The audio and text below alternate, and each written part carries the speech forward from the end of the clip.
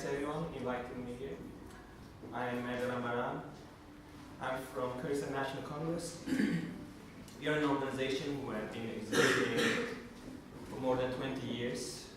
We consist of different organizations, parties, institutions, individuals within Kurdistan who try to find a framework, a strategic framework for a democratic solution for the Kurdish question.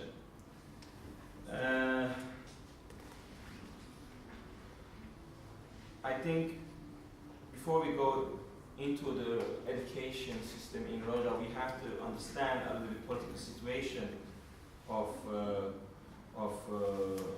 people in Rojava. So the fact is that the Kurdish people in Rojava had the same fate in the other parts of Kurdistan. Like, for example, in Turkey, they had to face the assimilation politics the same way it is in Syria. So in Turkey, where there was a Turkification process going on after the First World War, and Sykes-Picot Agreement, the Arabization process was also implemented in Syria. So Kurds were not recognized as a people in any of the constitution, and their language, their identity was banned. And in fact, in Syria, about 300 to 500,000 Kurds were living with no identity card. So they were not recognized as any citizens. They couldn't marry with each other. They could not work in any kind of public social service institutions, not in any oil platforms or any kind of that kind of companies. So they were not recognized as any people.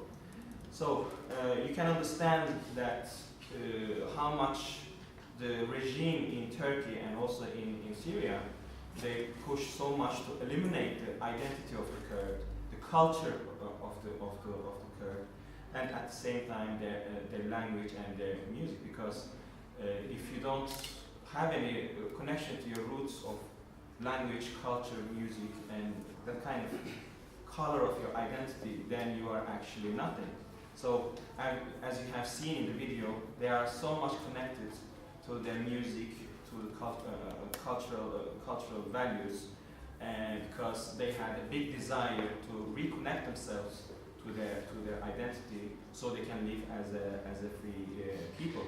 So, if I'm going to give an example for myself, I'm a Kurd from the Bakur, the north part of Kurdistan, the Turkish-occupied part of Kurdistan.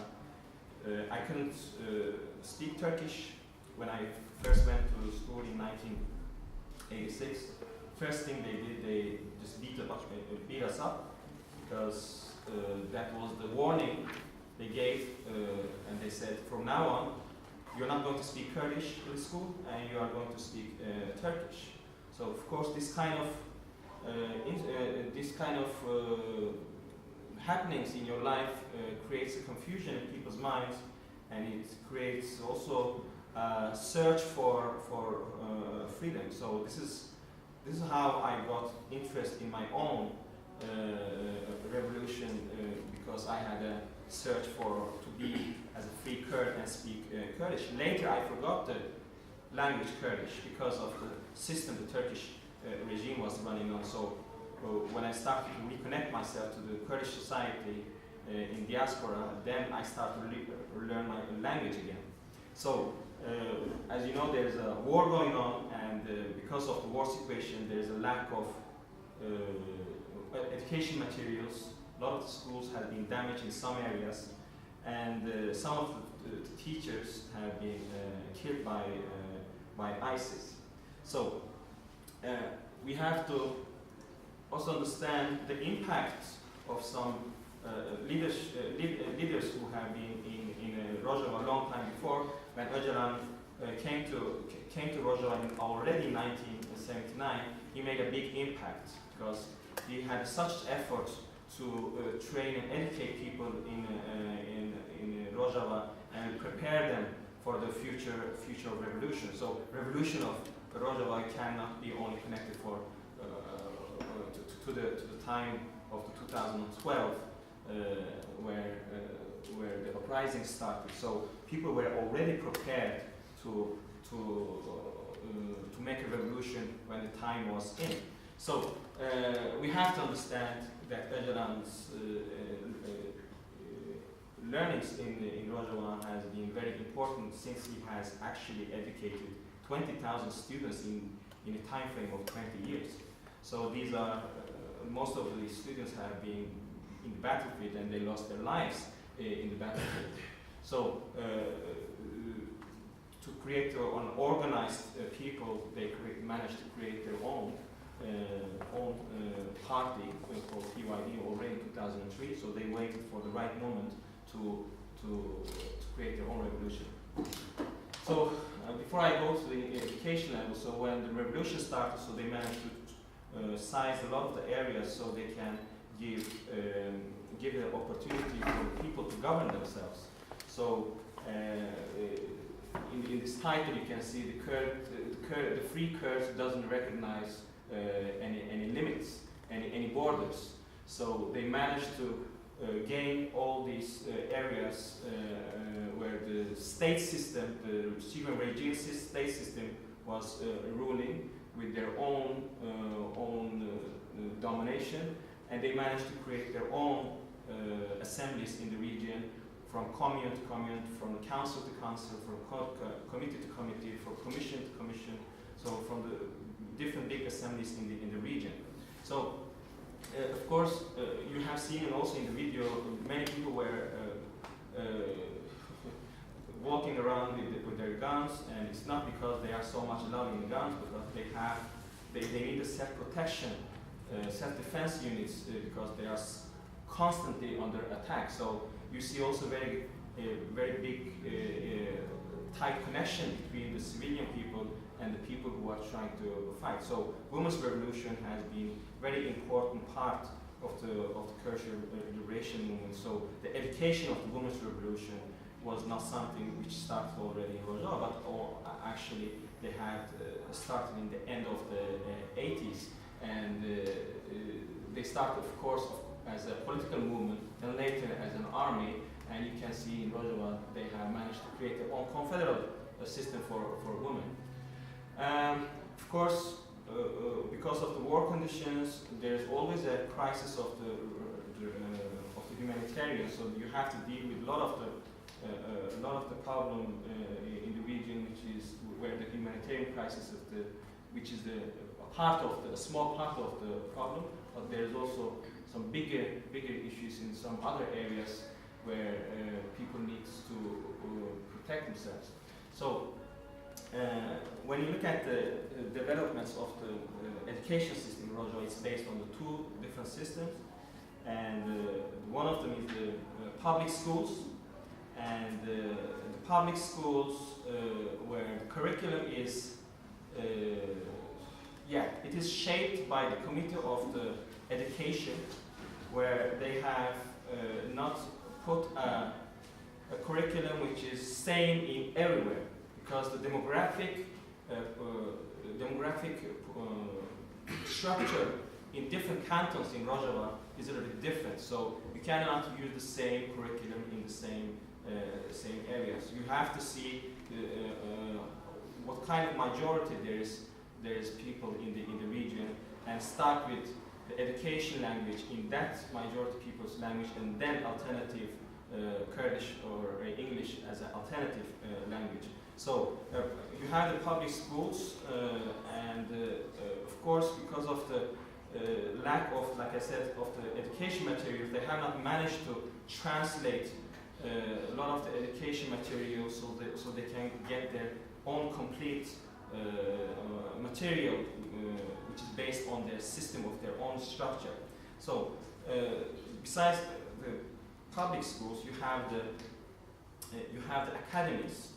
And these are the places where you educate the society, and they are trying to focus on how they can build a better society, how they can build good role models for the society. And the ideas is based on the universal values for democratic, ecologic, gender equal system. So it is something which Erdelan has proposed in 2005, the idea of democratic confederalism. So they are trying to build their own system in the framework of this paradigm called democratic confederalism. So if you try to look what's special with it, and you can see that it is a plural system, and it's not only homogenic, it's not only about Kurds.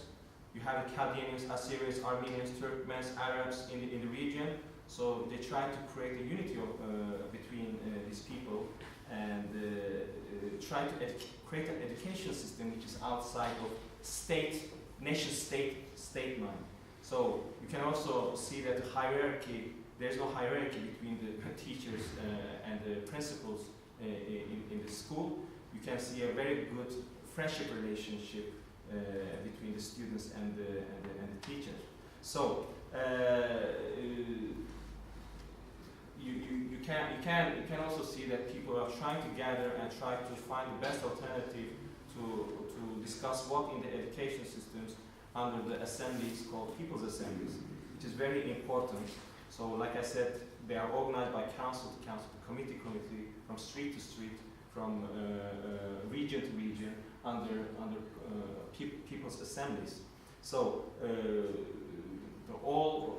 the best feeling they have under these assemblies, they feel that they belong to themselves. They don't belong to any idea of nation state. They belong to themselves, and they decide themselves what kind of fields they need to make some studies. So it is the education system in Rojava is based on a model where the authority of the state actually doesn't exist, and the authority is actually given to the people, and the meaning of the knowledge is much higher, because they believe that they don't need anybody to come and tell them how you can create something, how can you produce something. They feel that they have the knowledge to do it themselves. So the academy's position is very growing right for in the moment. So if you ask what kind of academies they have, you have the women's academies, the student youth academies, economy academies, free idea thinking academies, city academies, law and sociology academies, history academies. You have different academies where they are trying to make a research for how they can find the best solution. So the women's position has been very important in the role of the schools and academies. You can see the 95% of the education for the mother tongue is actually women, because it is it's better result for women to give an education in a mother tongue. So the woman's position has been very important in terms of to create the free woman in the society, because in the idea of democratic confederalism, it is said that a society with no freedom for women cannot be a free society. So the woman's position is very important in the system of democratic confederalism. So if you look at how this education system is built in the cantons, they have, like I said, they have a different demographic structure, and some books have prepared in different grades, and some books have not been managed to be prepared in other grades, because in some cantons there are more people from a different nation, and because of that nation have been under oppression, and their language also have been under oppression, they have not managed to create enough academical studies to write the new books. So in the different cantons, like I said, the demographic structure is a bit different. They need to find a middle way to find a better solution. So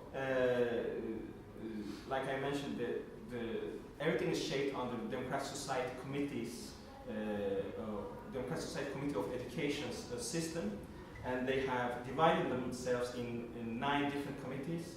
You have a student union, you have a teachers union, you have the academics administration, you have the public schools administration, and they are gathering themselves under the people's assemblies where they make the decision under the values of the democratic compatibility. So, for the moment, there is only one academy. Many people ask, why don't they call it university and instead they call it academy? Actually, first, universities in the history was called academies. So, it was later called universities. So there's still a discussion if they're going to call it academy or university, but for the moment they call it academy. And Mesopotamia Academy, Mesopotamia Social Science Academy, is the first academy in the Cizre Canton in Kamshlo, and they are trying to build the education model where there is no domination and or hegemonic system in their school system. So they are trying to target a democratic nation, which is described on the framework called the people who are under oppression no matter what. So the democratic nation model is the main model in the Mesopotamia Academy. So they are trying to find the ethical and moral way to live and serve the society. For the moment, they are working on 3 fields. One is the judiciary, justice field. The other one is social science, and the third one is history. And because of the lack of the materials, they cannot make any more development for the moment. But many people send books to them as a campaign to support the Mesopotamian Academy, where they're going to open the different fields called philosophy, literature, political science, economy, and communication. So there is 4 terms when you start to the Academy of Mesopotamia. The first one is the basic education. The other one is the term where you are trying to become an expert. And the third term is that you try to deliver your thesis. And the fourth, if you are really qualified to educate, you are getting transferred to the institute. And from there, from the institute, you can start to be a teacher, so you can transfer what you learned from the academy to learn other people. So, but they don't have only lectures in the academy. They have also different events. For example, they have events like film festivals, they have cultural events, they have events where they visit the social society, they have events where they visit the wounded people from the victim of the war. So they don't only sit in the school and try to give a lecture to each other. They are also outside of the academy. So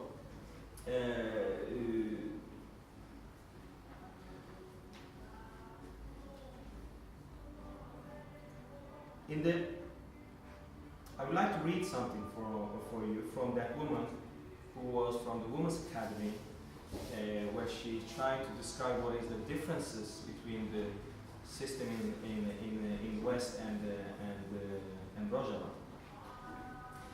And I think it was very good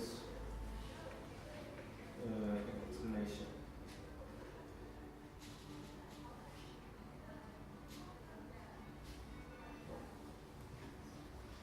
Okay. And in the question where it's asked, what is the differences, the education model in academies from the ones in the West or in the Middle East? And she explained, in fact, the main difference can be explained through this question. How does the society want to live? We have an educational model that answers this question. It embodies the educational tradition in the Middle East, but it also embodies the research tradition of the West. First of all, we do not construct knowledge on the basis of Western knowledge. Knowledge takes place based on the dynamics of the society. For example, a mother who is 70 years old teaches oral history at Mesopotamia Academy of Social Sciences. We can call it oral history, but she mainly talks about her experiences in the recent history, the stories of young people in the freedom of struggle, the epics, the wars that have disappeared or forced to disappear through repression. I will give another example. There is no memorization in education here, and we ask these questions. Will the knowledge gained by the students in school be useful in the social structure and life? Will it make life better?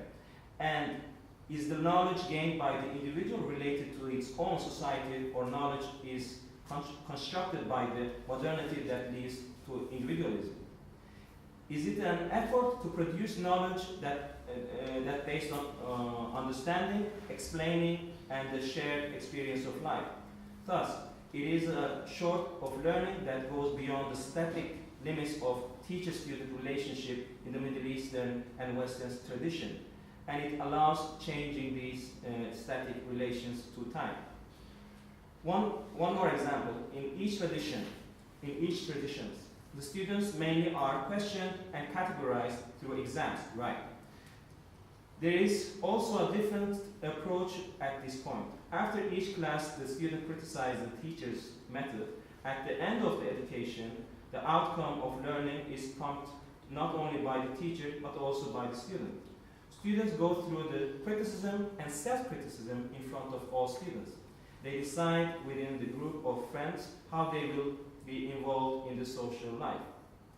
So that was the explanation from the woman who was in the video in the Star Academy, which is called Congress Star Academy.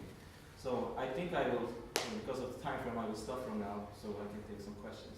Okay, thank you.